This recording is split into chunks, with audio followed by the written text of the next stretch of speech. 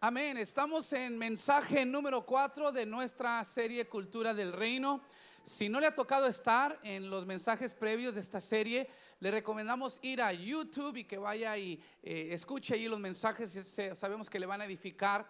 Pero por hoy quiero explicarle esto. Estamos hablando de temas, específicamente principios o prácticas que van a provocar un avivamiento o van a hacer permanecer un avivamiento en nuestras vidas, tanto como individuos y como iglesia.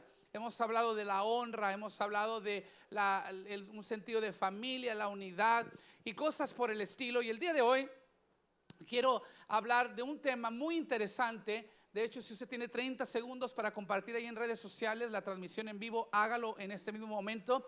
Invite a alguien a escuchar este mensaje. Creo que tanto nos va a inspirar como nos va a desafiar. Y quiero empezar dándoles un poquito de trasfondo a lo que es nuestra lectura de apertura. Hay un comediante que se llama Michael Jr., un comediante que es cristiano.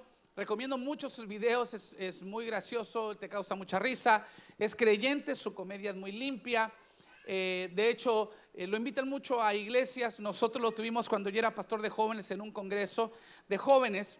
Pero él cuenta su testimonio que cuando él crecía, él nunca fue a la iglesia.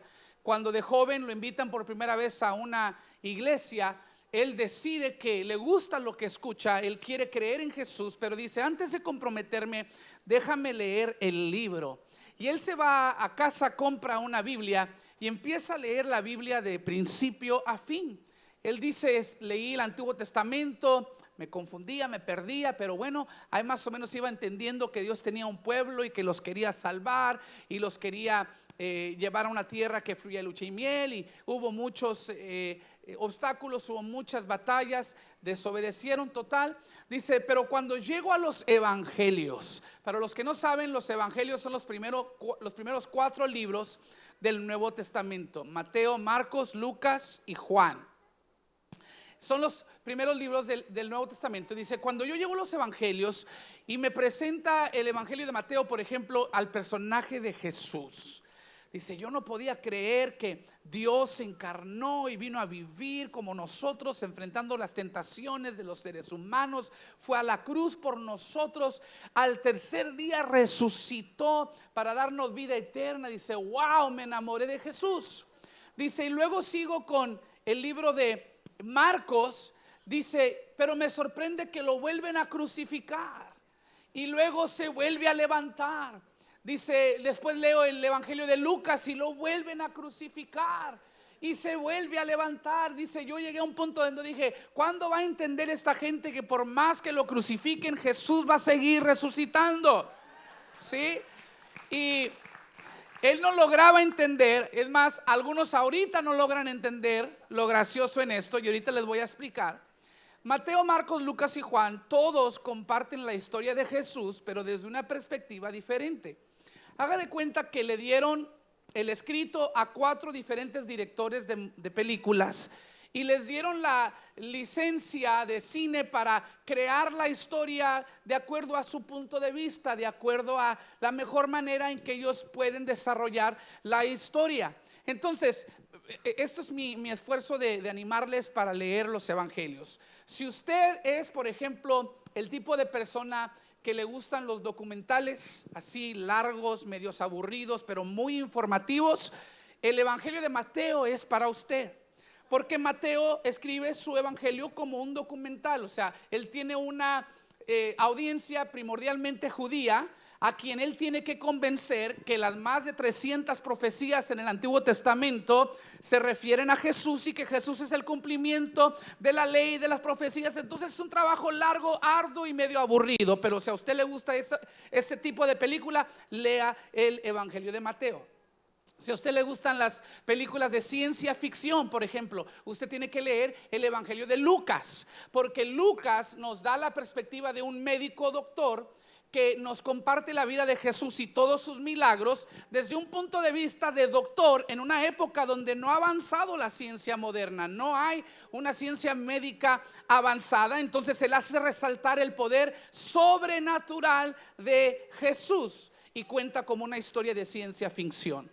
Y luego está, por ejemplo, Marcos. ¿A quién les gustan las películas de acción y aventura? A ver, ¿usted quiere que en la primera escena haya explosiones y brazos cortados y sangre y le gusta todo eso? Bueno, el evangelio de Marcos es para usted.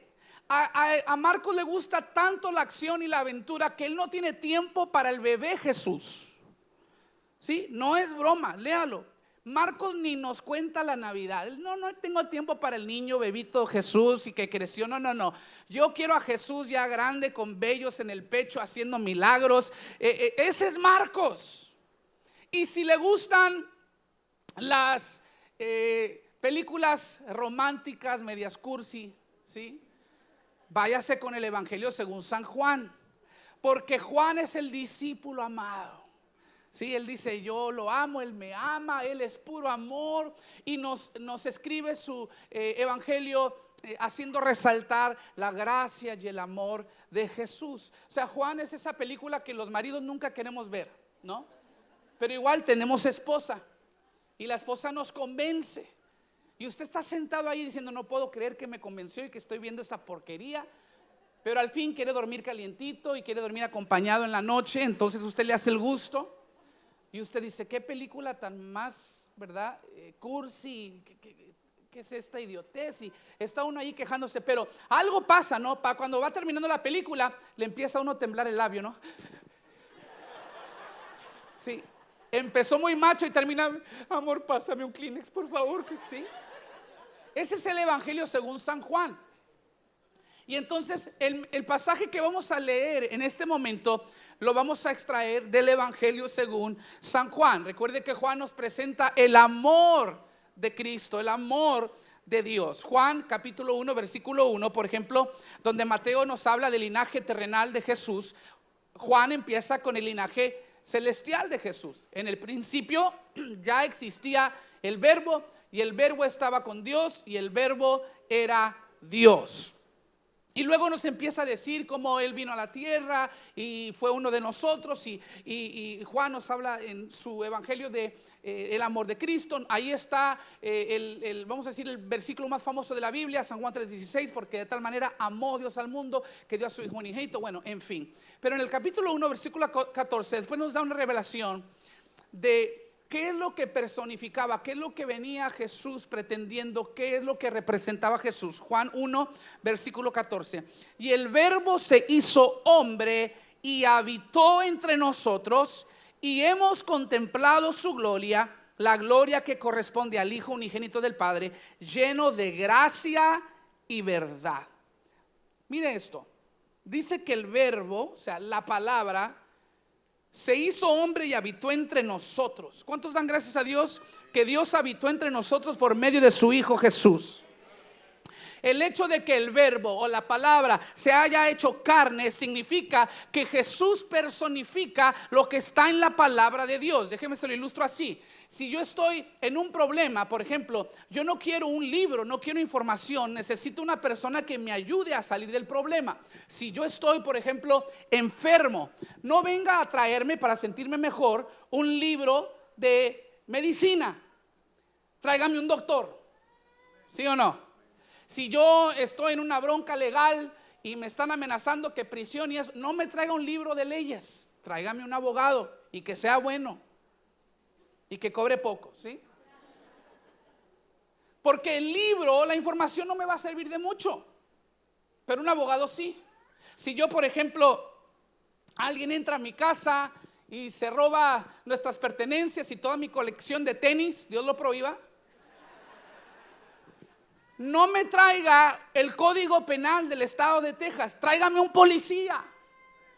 ¿Por qué? Porque el abogado representa lo que está en el libro de leyes, el médico representa lo que está en el libro de medicina, el policía representa lo que está en el código penal. En el momento de la prueba no necesitamos un libro, no necesitamos información, necesitamos una persona física, real y tangible. Por eso Dios nos dio la ley, pero cuando la ley no nos pudo salvar y aún estábamos perdidos, no queríamos, no necesitábamos, no nos iba a ayudar más información u otro otro libro. Así que el libro, la palabra, el verbo se hizo carne y habitó entre nosotros, porque el único que nos podía salvar era Jesús.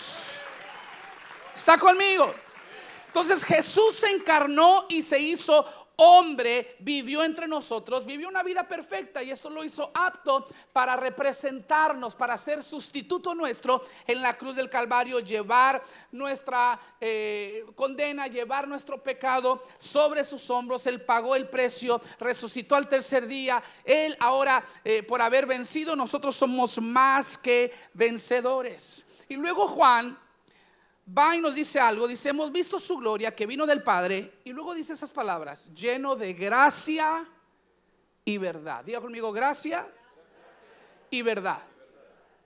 Estamos hablando de la cultura del reino. Estas son dos cosas que nosotros tenemos que personificar, ejemplificar, ejercitar a diario: la gracia y la verdad juntas y al mismo tiempo. Ahorita vamos a hablar de eso. Pero son dos cosas muy importantes. La gracia de Dios, por ejemplo, es asombrosa. No importa quién seas, de dónde vienes, qué pecado has cometido, qué tan malo hayas sido, la gracia de Dios es capaz de sacarte del pozo más hondo, del pecado más terrible. Esa es la gracia de Dios. Jesús vino en gracia, pero también vino en verdad. La verdad confronta. La verdad de Dios nos habla de su estandarte, de su pureza, su nivel de santidad, su perfección, sin defecto, sin mancha, sin arruga. Es decir, la verdad de Dios es esta, de que nosotros en nuestro mejor día no le llegamos ni a los talones al Señor. Dice Isaías 64 versículo 6, nueva traducción viviente: estamos todos infectados por el pecado y somos impuros. Cuando mostramos nuestros actos de justicia, no son más que trapos sucios. O sea, en el día de mi mejor comportamiento todavía soy un sucio ante el Señor. Eso habla de la santidad de Dios. Entonces parece algo irónico, y entramos en una tensión entre lo que es la gracia de Dios y la verdad de Dios. Los estandartes de Dios son tan altos, esa es la verdad, que sería como entrar en competencia nosotros aquí esta tarde y tratar de tocar el techo, ¿sí? O sea, brincamos para tocar el techo. ¿Sabe qué? Algunos vamos a brincar más alto que otros, pero ninguno vamos a lograr tocar el techo. Eso habla de la verdad de nuestra posición ante Dios. Por nuestras propias fuerzas es imposible llegar a Dios. Esa es la verdad. Por eso la ley nos condena, la ley trae convicción, la ley nos declara culpables. La verdad nos declara culpables, pero la gracia de Dios dice: como tú no puedes alcanzarme a mí, yo voy a mandar al Hijo y Él te va a alcanzar a ti. Tú no puedes subir a mí, pero Dios sí puede bajar hacia nosotros por medio de su Hijo Jesús. Y entonces, ¿qué representa esto en la vida del creyente? Entramos en una vida desarrollada en dos dobleces, pero no se trata de encontrar el balance. No se trata de ser una cosa u otra. Se trata de ejercitar gracia y verdad juntos al mismo tiempo. De hecho, este mensaje lo voy a terminar la semana que entra, porque son dos temas: gracia y verdad. Pero no puedo separar las dos cosas, porque la Biblia no las separa. Jesús vino en gracia y verdad. Entonces, mucho lo que yo tengo que hablar. Voy a terminar la semana que entra, pero siempre vamos a hablar de gracia y verdad en conjunto.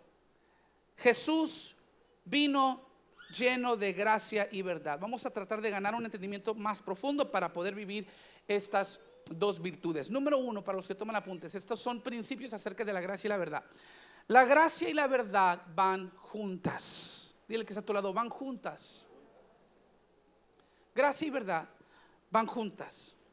Ahora, esto es un reto para nosotros los creyentes, porque normalmente la gracia y la verdad no van juntas. Todos los maridos varones saben esto. A lo mejor no sabías que lo sabías, pero en práctica tú lo has manejado bien muchas veces. Porque todos los que tenemos esposa ha pasado este episodio, ¿no? Se mete la madama al closet, se va a medir un vestido nuevo y luego sale. ¿Y qué te dice? Dime la verdad. Dime la verdad.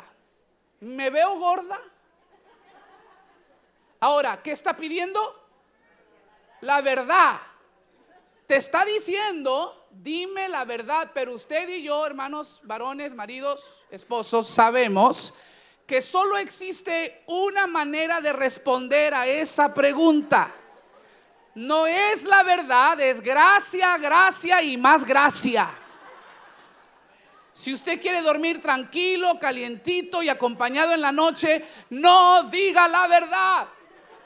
Porque en ese momento la verdad y la gracia son polos opuestos. ¿Sí o no? Entonces hay momentos en que tenemos que manejar esa tensión. O sea, digo la verdad o me porto con gracia. Pórtese con gracia. No caiga en la trampa, ¿sí? O sea, ese es el reto de encontrar, ok, ¿para dónde me voy? ¿Qué hago? O sea, es una pregunta capciosa. No caiga. Gracia significa favor inmerecido. Verdad significa los hechos reales sobre algo. En griego significa no ocultar nada. Por eso la verdad es difícil, porque la verdad confronta. Por eso nosotros nos gusta encubrir lo que nos da pena, lo que es vergonzoso de nuestras vidas. Por eso nos ponemos ropa, porque pues no vamos a andar enseñando lo que nada tenemos que enseñar. No andamos contando tampoco las cosas que nos apenan, que nos dan vergüenza, el pecado, el pasado. Esas cosas a veces no las contamos porque pues no estoy para contarle, ni usted para saberla, ¿no? Entonces, la verdad es una de esas cosas que a veces queremos ocultar.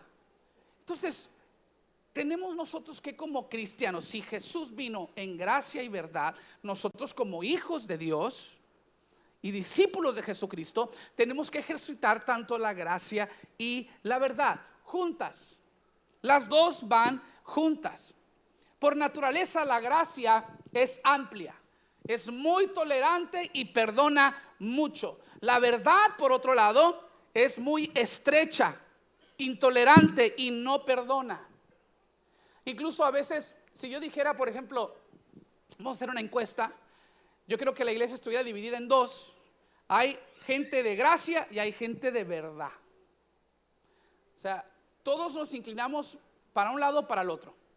La gente de gracia es la gente que dice, hermano, ven, y te dan un abrazote, Dios te bendiga, no te conozco, pero es mi hermano en Cristo Jesús, y no importa de dónde vengas y cómo seas, yo te amo, te acepto, y es todo tolerancia y todo amor y abrazos, kumbaya. Oiga, es una novela hermosa, romántica, puro amor, y me encanta la gente de gracia. También me encanta la gente que se inclina hacia la verdad, porque estos también son personajes muy interesantes. Los de la verdad son todo lo opuesto. A mí la gente no, yo no les caigo bien, pero mira, no me importa, yo si no caigo bien es porque hablo la verdad. Y a la gente le choca que yo diga las cosas como son, pero yo no te ando con rodeos, yo te voy a hablar la pura verdad, te guste o no te guste, ¿sí? Y así es la gente que se inclina hacia la verdad. También muy interesantes personajes estos. Entonces todos nos inclinamos o para un lado o para otro. ¿Cuántos son de gracia? A ver, levanten la mano los de gracia. ¿Sí? Padre, ayúdanos, hay muy poca gracia en esta iglesia. A ver, los que son más así que la verdad, ¿sí? Somos hispanos, ¿verdad? Ya sé. Y esa es la verdad. Y los que son inclinados hacia la verdad, o sea, es gente que suele tener un filtro muy delgadito de cómo decir las cosas, y por ende a veces la gente los malinterpreta. Dicen, ese tipo es de mente cerrada. Pero no necesariamente es de mente cerrada. Por ejemplo, si una maestra de matemática le enseña a sus estudiantes 2 más 2 es 4. Esa es la verdad. Por más que usted quiera decir 5, 6 o 7, nada más hay una verdad. Y no decimos que la maestra es de mente cerrada. No, la maestra está enseñando la verdad. ¿Está conmigo? Entonces, es una tensión, es una lucha constante, pero que tenemos que reconocer que al fin tenemos que aceptar esta lucha interna que existe entre los creyentes. Siempre tendremos que emplear tanto la gracia y la verdad. Ahora, el problema con la gente que se inclina demasiado hacia la gracia es que caemos en la tentación de bajar los estandartes de Dios. Y el mal de los que se inclinan demasiado hacia la verdad es de que dejan de dar y emplear la gracia que un día se les va a ofrecer. Si como individuos usted se inclina para un lado o para otro, no se sienta mal. Esto ocurre no solamente como individuos, ocurre como iglesias enteras. Yo recuerdo que cuando yo crecía, porque soy hijo de pastor, de toda la vida nací hijo de pastor, y había dos tipos de iglesias. O sea, los que se inclinaban hacia la gracia las denominábamos iglesias liberales, ¿sí? No vayas a esa iglesia porque es muy liberal. Ahí todo se vale, ahí puedes vivir a tu antojo, no predican pecado, no te condenan, nada de infierno, ahí nada más te soban, te aman y te predican el cielo, pero no te predican el infierno. Pero no vayas porque esa gente vive una vida de libertinaje, esa gente vive perdida, tiene mal testimonio. Esas eran las iglesias liberales. Y luego estábamos nosotros, los conservadores. O sea, nos inclinamos hacia la verdad. En nuestras iglesias no habrá mucha gente, pero porque predicamos la verdad. Y no a todo mundo le gusta, pero ni modo, si quieres bien y si no, aquí se predica la verdad. Y aquí te predicamos del infierno. Y si no te gusta, es más, es porque si no te gusta, de seguro vas para el infierno. Por eso no te gusta. O sea, y esa era la actitud de nosotros. Pero a mí me asombra que Jesús, dice Juan, que nos revela el amor de Dios. Juan dice, Jesús no es gracia o verdad. No vino a veces en gracia y a veces en verdad. Él vino completamente al mismo tiempo, tanto en gracia como en verdad. Las dos cosas van juntas. Diga conmigo, van juntas. Acuérdese que Juan nos está expresando el amor de Dios. Gracia y verdad equivalen a amor. Y si nosotros como individuos, como pueblo de Dios también vamos a ser instrumentos de cambio, de influencia en la cultura, en la sociedad, si vamos a ser agentes de transformación en nuestra época, tendremos que aprender a combinar estas dos cosas como lo hizo Jesús, la gracia y la verdad. Y hay un ejemplo que Jesús mismo nos da para hacernos entender lo que Él quiere que nosotros hagamos. Mateo 5, versículo 13, Jesús nos llama: ustedes son la sal de la tierra. Pero ¿para qué sirve la sal si ha perdido su sabor? ¿Pueden lograr que vuelva a ser salada? La descartarán y la pisotearán como algo que no tiene ningún valor. Escuche bien. Para hacernos entender esta tensión que existe entre la gracia y la verdad, Jesús nos da la analogía de la sal. Si usted no sabía, la sal es un mineral que se compone de dos químicos: el sodio y el cloro. Tanto el sodio como el cloro, si usted agarra puro sodio solo, es veneno. Si usted ingiere puro cloro solo, es veneno. Las dos químicas son capaces, si ingieres lo suficiente, son capaces de matarte. Las dos cosas son veneno.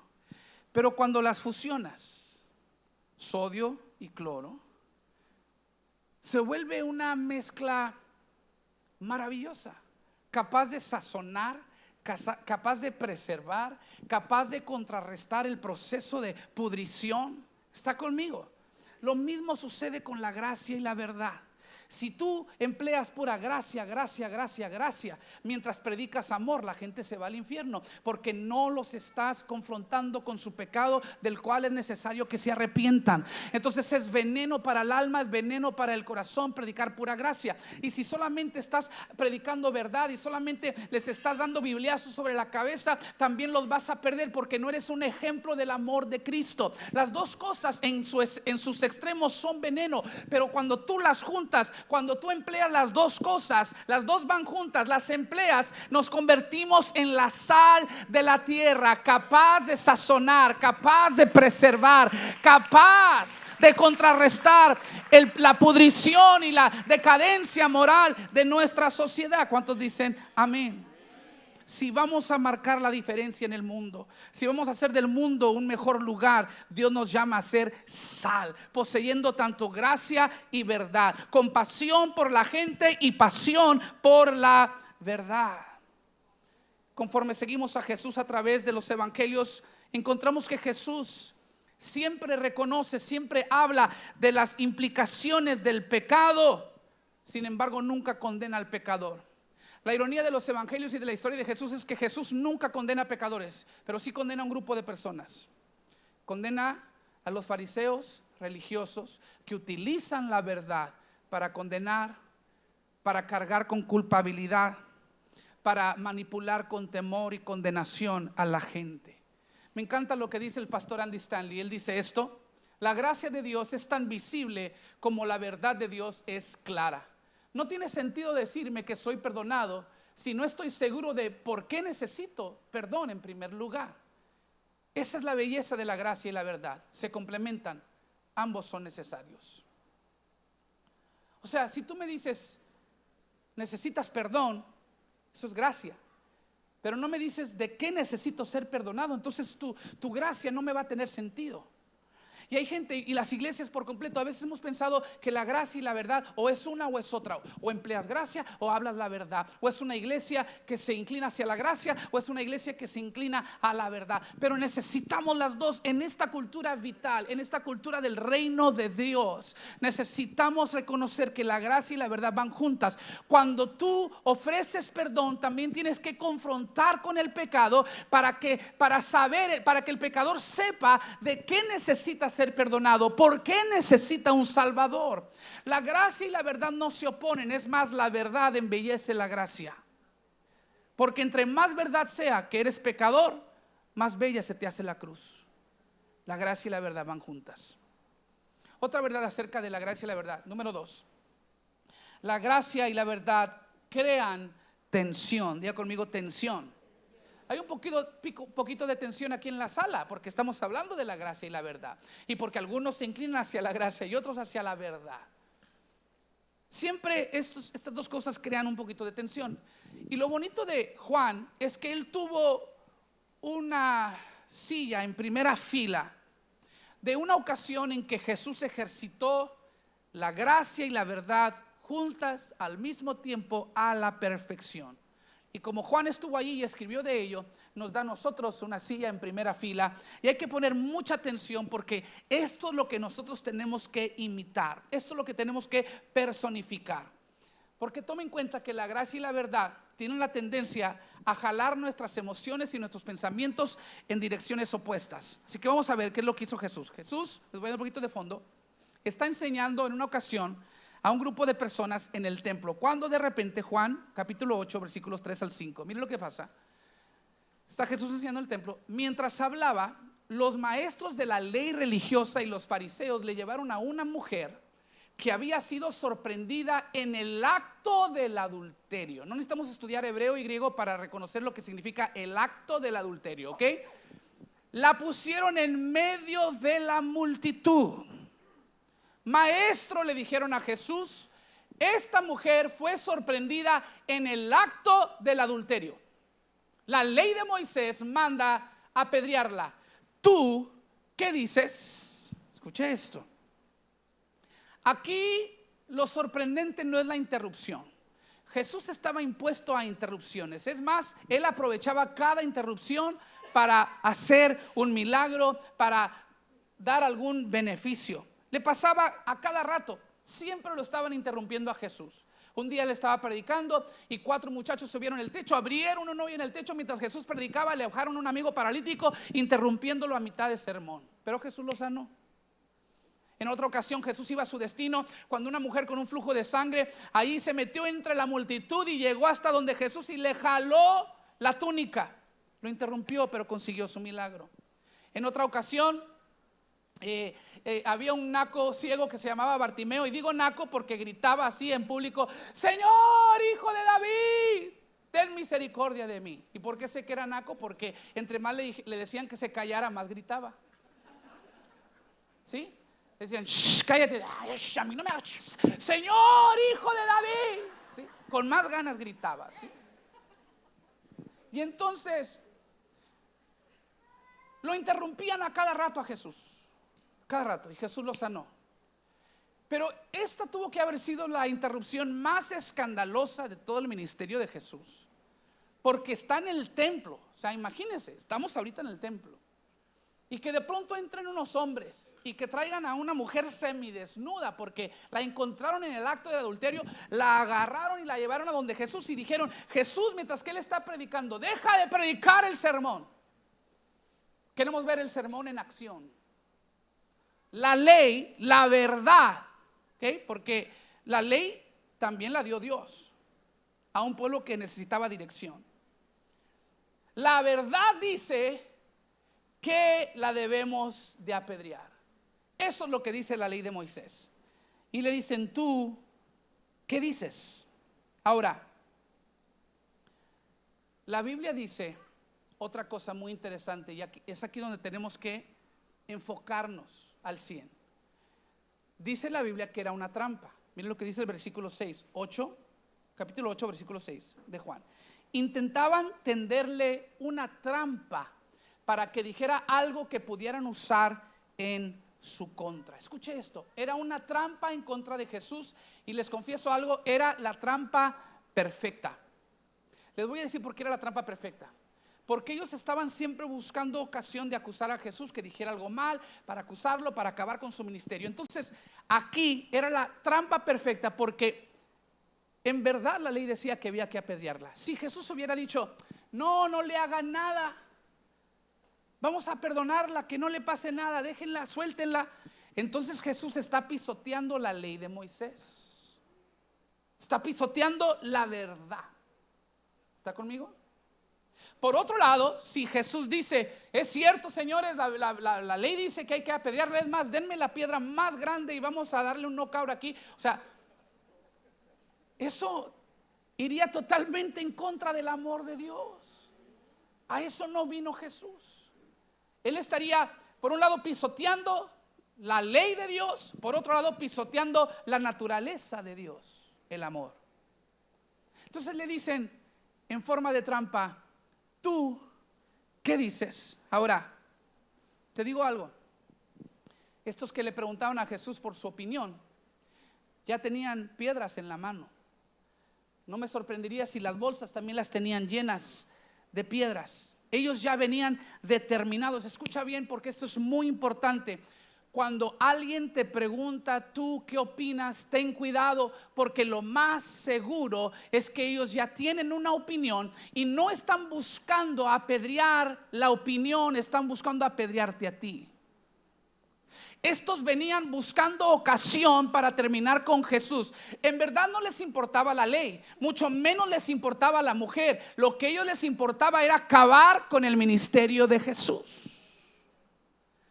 Entonces tenemos que nosotros tener mucho cuidado, porque vivimos en una época donde todo mundo tiene una voz, todo mundo tiene una opinión. Mientras tengas Facebook o tengas Instagram o tengas Twitter, todo mundo tiene una opinión. Querían escuchar su opinión. ¿Sabe que hay una razón por qué el enemigo quiere que tú seas muy vocal con tu opinión? Porque las opiniones dividen.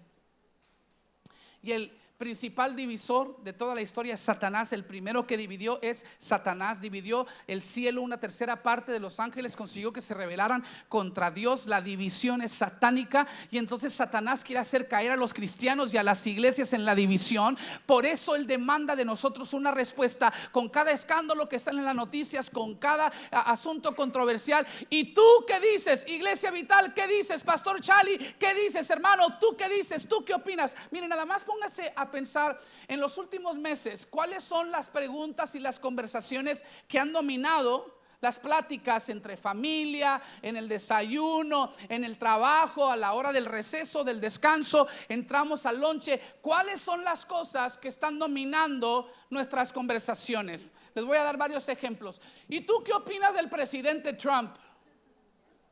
Ya ve algunos, porque todos tienen una opinión, ¿sí o no? Todos tienen una opinión acerca del presidente Trump.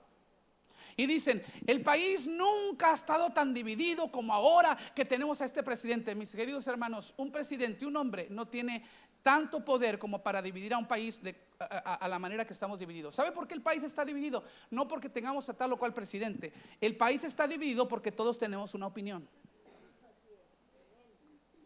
Entonces, cuando tú eres vocal con tu opinión Y yo tengo derecho a mi opinión, yo te lo voy a decir. Y si no te gusta, pues es mi opinión y tengo derecho. Y es cierto, pero te echas enemigos encima. Lo que no has logrado entender es que muchas de estas veces estos temas son trampas del enemigo para causar división. División. ¿Eres republicano o eres demócrata? ¿Sí? Y muchos cristianos dicen, no puedes ser demócrata y cristiano a la vez, porque el aborto es pecado. Y el que es demócrata y cristiano dice, pero pues no estoy abortando a nadie, yo soy demócrata por otros motivos, por otras razones. Pero a la hora de declarar que eres uno o el otro, esto provoca división. ¿Cierto o no es cierto? Otra pregunta, ¿y tú qué piensas de Black Lives Matter? Pues tú qué piensas de Blue Lives Matter. Pues yo soy de All Lives Matter. ¿Sí?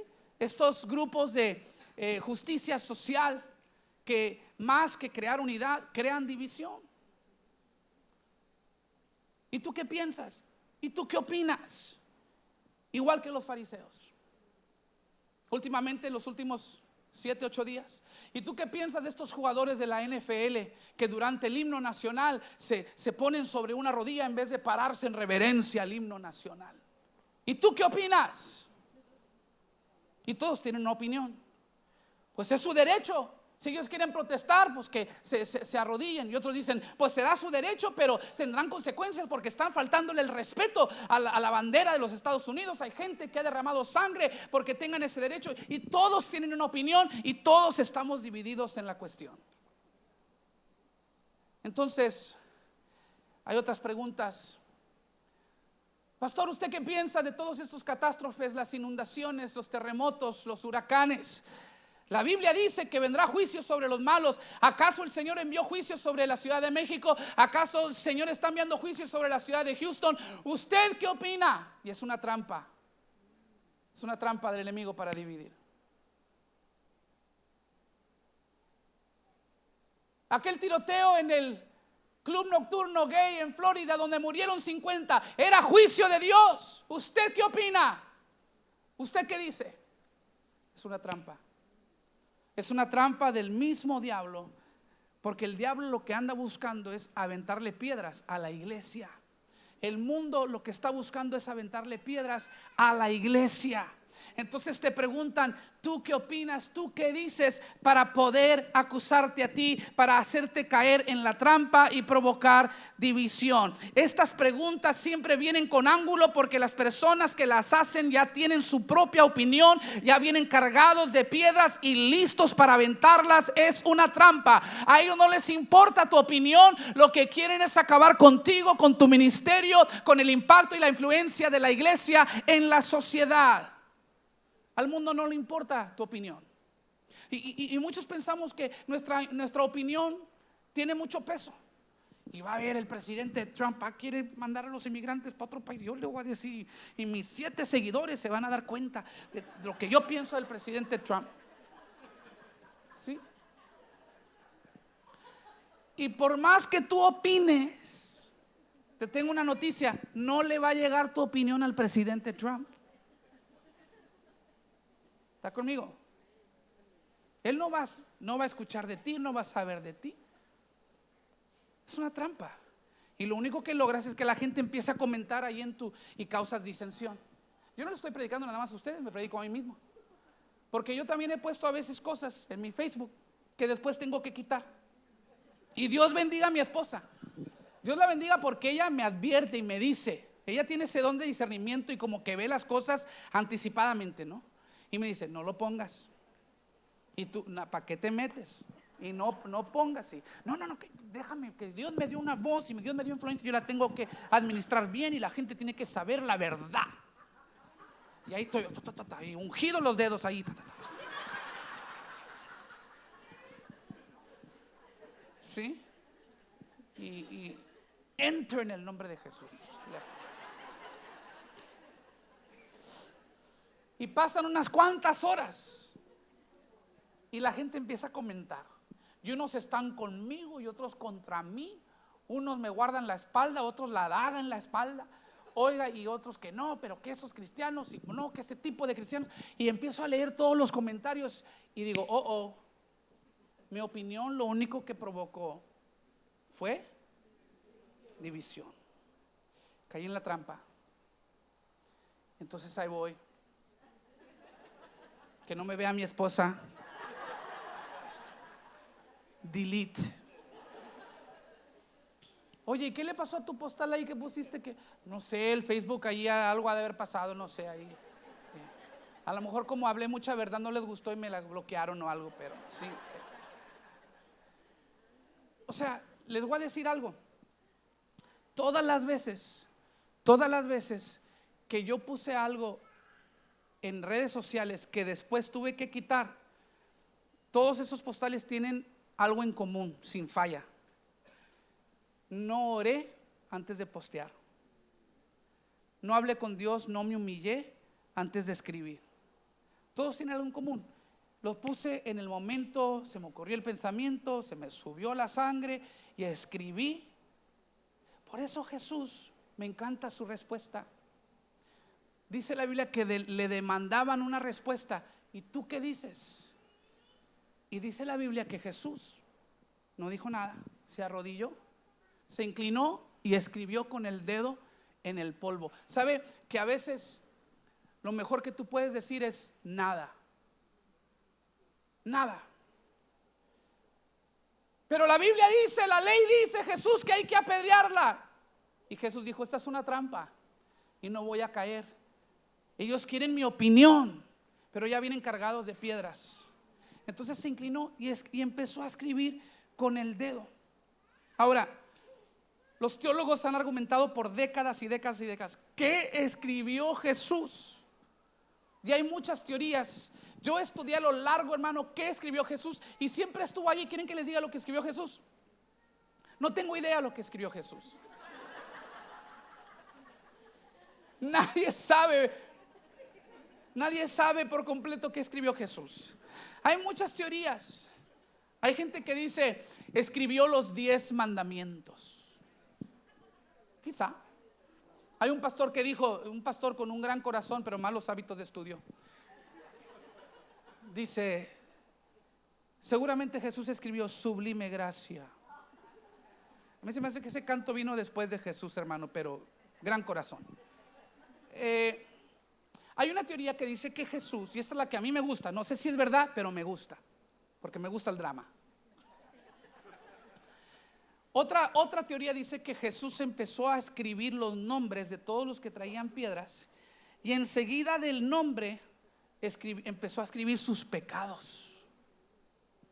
Entonces cuando ellos vieron su nombre y el pecado, soltaron la piedra y se empezaron a ir. Yo que al cabo yo iba al gimnasio a hacer ejercicio, yo no sé qué ando haciendo acá. La gente se fue, o sea, sí, le sacaron. Entonces, mientras que Jesús escribía, había unos que todavía le pedían señal. Mira lo que dice el versículo 6. Intentaban tenderle una trampa para que dijera algo que pudieran usar en su contra, pero Jesús se inclinó y escribió con el dedo en el polvo. Versículo 7. Como ellos seguían exigiéndole una respuesta, o sea, después de que él se inclinó hacia el polvo, le seguían insistiendo, danos una respuesta. Él se incorporó nuevamente y les dijo, muy bien, pero el que nunca haya pecado, que tire la primera piedra. Luego volvió a inclinarse y siguió escribiendo en el polvo. Miren lo que dice la Biblia, que empezó a escribir, le exigieron respuesta, se levantó y todavía no le responde a la pregunta. La pregunta era, ¿tú qué dices respecto a que la ley dice que hay que apedrearla? Y él no les contestó. Él dijo, en vez de contestar, los puso en un tribunal y les dijo, el que esté libre de pecado, que lance la primera piedra. Cuando finalmente dijo algo, esto fue lo que él expresó. En otras palabras, Jesús estaba diciendo, no niego que se merezca ser apedreada, eso no lo niego, pero la pregunta del millón es, ¿alguno de ustedes califica para aventar la piedra? Y luego se volvió a inclinar. y siguió escribiendo, porque dice la Biblia, seguimos leyendo, mire, se pone muy interesante, versículo 9. Entonces los acusadores se fueron retirando uno tras otro, comenzando por los de más edad. Por eso yo pienso que esta es la teoría más viable, que escribió los nombres y luego los pecados, porque se fueron los más viejos primero. Como habían vivido más, habían pecado más, y se estaba haciendo muy larga la lista, ¿sí? Y se pintaron patitas, ¿para qué son? Vámonos. En esencia Jesús estaba diciendo: hey, no estoy diciendo que no sea culpable, no estoy diciendo que ella está libre de pecado. Lo que estoy diciendo es que tú no calificas para aventar la primera piedra. Es cierto, fariseos, que ustedes no están adulterando como esta mujer, pero sabían cuándo, dónde y con quién la iban a ver a ella. Hace rato que se disfrutan ustedes su taco de ojo. Jesús nos dice: es cierto que tú nunca has abortado un bebé, pero estás matando a tu hijo con tu abuso verbal. Es cierto que tú no eres homosexual, pero has sido adúltero y has sido fornicario. No estamos diciendo que el adulterio, que el aborto, que estas cosas no son pecado. Lo que estamos diciendo es: ¿calificas tú para ser el primero en aventar la piedra? En ese grupo, iglesia, escúcheme bien, había uno solo que calificaba para tirar la piedra, y ese era Jesús.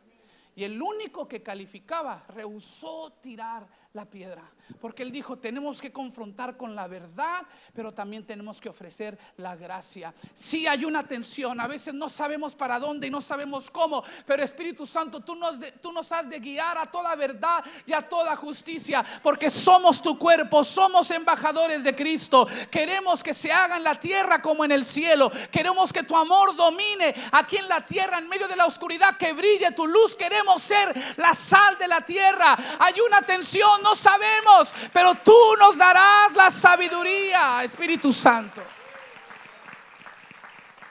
para emplear gracia y verdad. La tentación es que la historia termine aquí, con la lección de que todos somos pecadores, así que no tires piedras. Pero ahí no termina la historia. Número 3, eso también sirve como mi conclusión. Número 3, puede pasar al grupo. La gracia y la verdad crean una respuesta al pecado.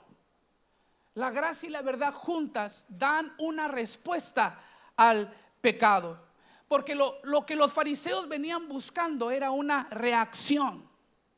Escuche bien, ellos venían buscando una reacción.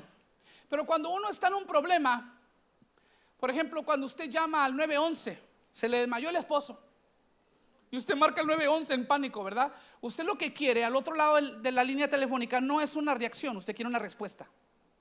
¿Sí? Porque imagínense que usted llama: mi esposo, señora, mi esposo se me desmayó, y luego que le digan: ay, señora, ¿y qué vamos a hacer? Ay, pues no sé. Usted no quiere una reacción en ese momento, ¿verdad que no? Usted quiere una persona entrenada, experta en esto, que ya lo ha vivido y que le dé explicación y respuesta de qué hacer. Entonces Jesús no da la reacción que querían los fariseos. Él da la respuesta que necesitaba la mujer.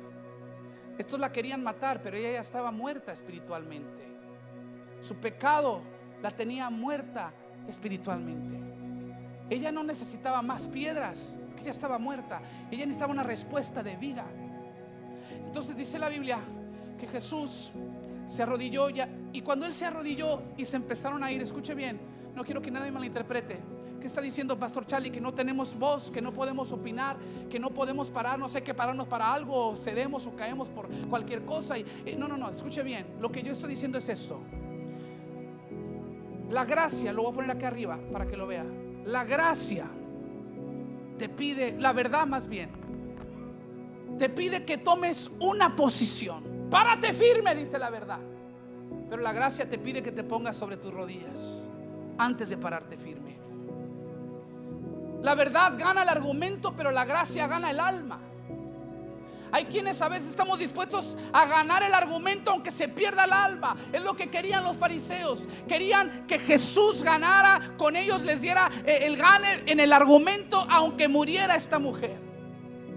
¿Se da cuenta que a veces es posible conocer la palabra de Dios sin conocer a su autor? Querían ganar el argumento y la querían matar. La verdad te pide, hey, como iglesia, como cristiano, tienes que pararte firme. Y yo no estoy diciendo que no se paren firmes. Lo que estoy diciendo es que doblen rodilla antes de pararse firme. Es lo que hizo Jesús. Antes de hablar, dobló las rodillas, se humilló, empezó a escribir sobre el polvo. Nosotros también a veces tenemos que arrodillarnos y tenemos que hablar con Dios antes de hablar con la gente. Si no estás dispuesto a orar al respecto, no postees al respecto. Si no estás dispuesto a orar al respecto, no tuitees al respecto. Si no estás dispuesto a orar al respecto, no hables al respecto. No te atrevas a hablar por Dios cuando no has hablado con Dios. Te lo vuelvo a decir, no te atrevas a hablar por Dios cuando no has ni hablado con Dios. Yo he tenido que quitar cosas porque no hablé con Dios y quise hablar por Dios. Y aquí Jesús nos da esta lección y no sé por qué no lo había visto antes. Dice Jesús, a veces lo mejor que tú puedes hacer es dejar de reaccionar. Quédate callado primero. Antes de abrir la boca, calla primero. Antes de pararte, arrodíllate primero. Antes de condenar, acuérdate de tus pecados y todo lo que te ha sido perdonado primero. Antes de juzgar, sácate tu estilla, sácate la viga de tu ojo primero. O sea, habrá momentos en que tenemos que hablar, que tenemos que juzgar, pero Dios dice, primero arrodíllate. Primero habla con Dios. Porque es capaz que tengamos la razón y que estemos equivocados a la misma vez. Capaces de decir la verdad y condenar a la misma vez. Y Jesús vino en gracia y verdad. Y note usted, mire lo que dice la palabra. Jesús se paró, versículo 10. Se incorporó de nuevo y le dijo a la mujer, ¿dónde están los que te acusaban? ¿Ni uno de ellos te condenó? Ni uno, Señor, ella dijo. Yo tampoco, le dijo Jesús, vete y no peques más. Note usted que Jesús nunca negó su pecado.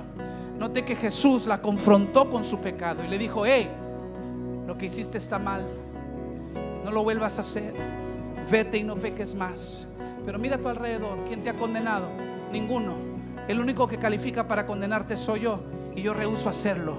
Te voy a abrazar, te voy a dar gracia, te voy a perdonar, pero vete y no peques más. Escuche bien, hablamos de la tensión que se crea con la gracia y la verdad. Esta es una cuerda elástica. Para que esto funcione y para que esto amarre algo, se requiere la atención. Se requiere la atención. Ayúdame, Eliezer. Bueno, tienes guitarra, déjala. Hoy hay gracia para ti porque tienes guitarras. No te la quites.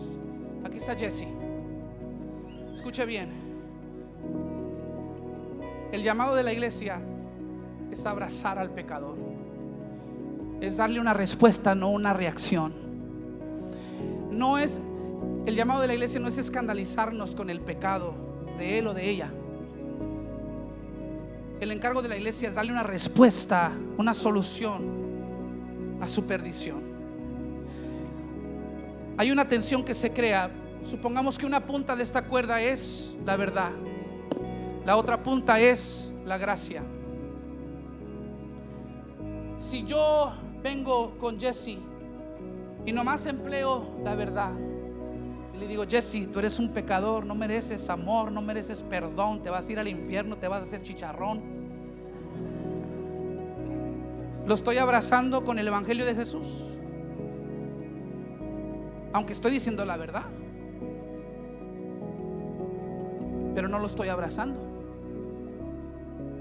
Y si yo vengo y le digo, Jesse, con la gracia, y le digo, Jesse, no te preocupes, hermano, las misericordias de Dios son nuevas cada mañana. Tú puedes pecar hoy y mañana borrón y cuenta nueva, y no pasa nada. Tú sigue de borracho, sigue de adúltero, sigue no importa, no pasa nada. Es la gracia del Señor, puro amor, puro amor.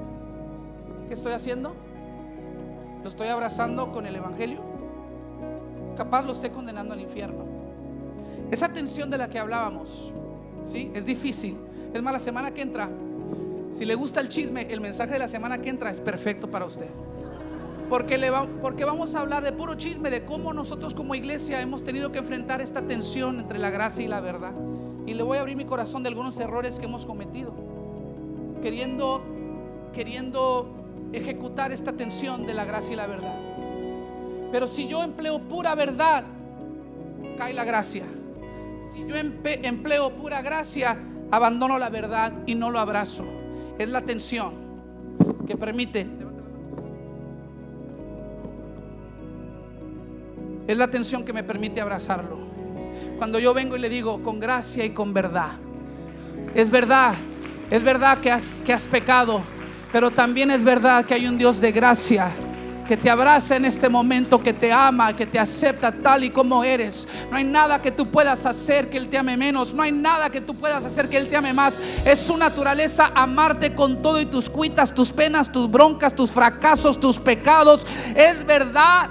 Merecías el infierno, pero no lo vas a conseguir porque hay una deuda que se ha pagado. Tú merecías pagar esa deuda, pero hubo uno que ya la pagó por ti. Hay uno que se hizo polvo. Hay uno que se agachó al polvo y se hizo polvo y se encarnó por nosotros, y luego se reincorporó y se colgó en una cruz para llevar nuestro pecado. Es verdad que merece ser apedreado, pero en este día Dios te ofrece su gracia. Eso es abrazarlo con el evangelio. Póngase de pie conmigo en esta tarde. Amén. Levante sus manos al cielo, levante sus manos. Te adoramos, te bendecimos, Señor. Escuche bien. No hay para dónde hacernos aquí, pero ahí donde está en su lugar, le voy a pedir en el amor de Dios que usted suelte sus piedras. Deje sus piedras en el suelo, porque todos tenemos piedras, todos aventamos piedras, todos tenemos opiniones, y el enemigo se ha dado el lujo de hacernos caer en la trampa. Hablamos mucho, opinamos mucho, pero nuestra opinión no ha cambiado nada. Sigue el país dividido, sigue la iglesia dividida. Nuestra opinión no ha hecho nada. Es tiempo de tirar la piedra y antes de pararnos firmes sobre una postura, arrodillarnos primero y decir: Señor, yo quiero tener la razón, pero también quiero ganarme el alma. Yo quiero tener la verdad, pero también quiero emplear la gracia. Jesús vino en gracia y verdad. Es momento de tirar la piedra. Levante sus manos, ahora sí. Ahora sí, con esas manos livianas, libres de piedras, podemos cantar y podemos adorar a aquel que en su gracia, en su amor y su misericordia nos ha perdonado, aquel que nos ha hecho sus hijos, aquel que fue a la cruz del Calvario por nosotros. Y si lo hizo por nosotros, y si somos perdonados, también nosotros vamos a perdonar. Y si Él nos ha dado su gracia, nosotros también vamos a ejercitar gracia. Y si Él se portó con misericordia, nosotros también nos portaremos con misericordia. En el nombre de Jesús, te invito a cantar al nombre de Jesús. Alabado sea su nombre.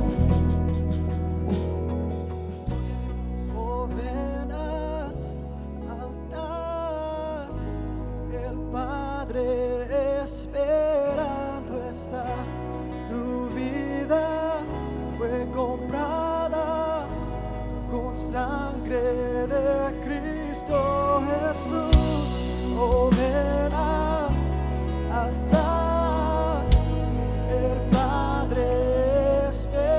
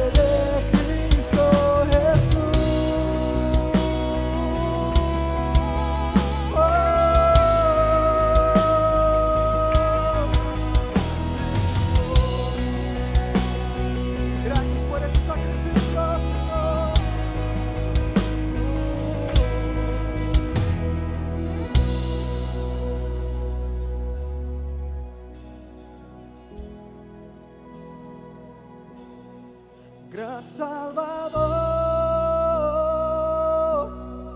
maravilloso es, canta aleluya, Cristo vive. Toda rodilla se dobla ante Él, canta aleluya, Cristo vive. Gran Salvador, maravilloso es, canta aleluya, Cristo vive. Toda rodilla se dobla ante Él, canta aleluya, Cristo vive. Ven al altar, oh ven al altar, el Padre esperando está. Tu vida fue comprada con sangre de Cristo Jesús. Oh ven al altar, el Padre esperando está. Tu vida fue comprada con sangre de Cristo Jesús.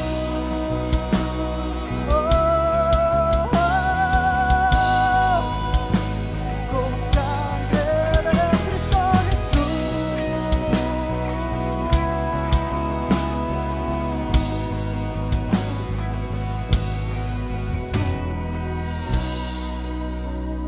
Gracias, Señor. Gracias, Señor, que tú has pagado la deuda, Señor, de cada uno de nosotros. Gracias, Señor, que hoy podemos ser nuevos en ti. Gracias por todo lo que has hecho. En este momento, si tú te encuentras en ese lugar, yo quiero que te imagines que Jesús está aquí y sus manos están vacías de cualquier piedra. Quiere decir que no importa lo que hayas hecho, no importa que sean tus pecados, Él está aquí para amarte. Él dice: yo he venido a buscar al perdido, he venido a rescatar al que está perdido. Y esta es tu oportunidad que te queremos dar. Si tú no conoces a Jesús como tu Señor y Salvador, ¿por qué no oras en esta tarde con nosotros? Se dice: Señor, te acepto en mi vida como Señor y Salvador. Te voy a pedir que vamos a orar en esta tarde. Cada uno de nosotros vamos a orar, vamos a decir: Padre, en esta tarde te invitamos a nuestro corazón.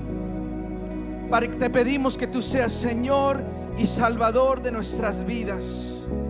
Padre, haz de nosotros una persona nueva. Perdona todo nuestro pecado, todo lo que hemos hecho, Señor, y haznos una criatura nueva. Padre, que queremos caminar contigo desde este día y para siempre, Señor. Te pedimos que tú estés con cada uno de nosotros por siempre, en el nombre de Cristo Jesús. Amén y amén. Si tú hiciste esa oración, queremos darte la bienvenida a la familia de Dios. Hoy la Biblia dice: dáselo fuerte en esta tarde. Nos dice la Biblia que hay una fiesta en los cielos cuando una persona se entrega a Jesús. Así que yo sé que en este momento hay una fiesta por las personas que han entregado su vida en Jesús. Ya no hay condenación en tu vida, ya no hay condenación.